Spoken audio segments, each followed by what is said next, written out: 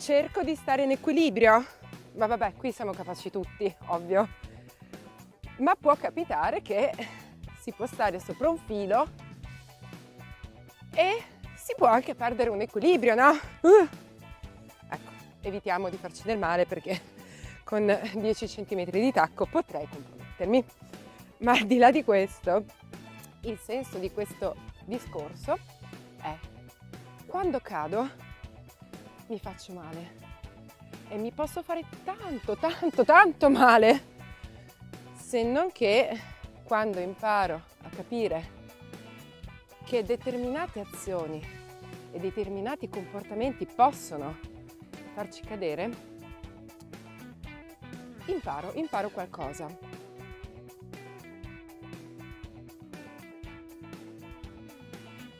Un discorso molto generico, chiaramente, che ognuno di noi sa nel suo intimo qual è la sua esperienza che l'ha fatto soffrire, ma che di conseguenza l'ha fortificato. E questo è un punto molto importante che volevo argomentare in poche parole per poter dire che la capacità più importante dopo una caduta è quella di rialzarsi. Sì,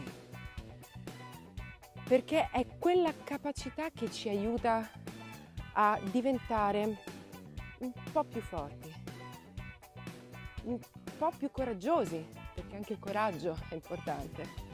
Avere il coraggio di buttarsi,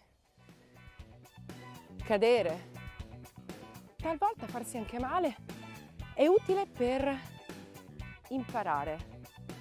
Come si diceva prima, imparare è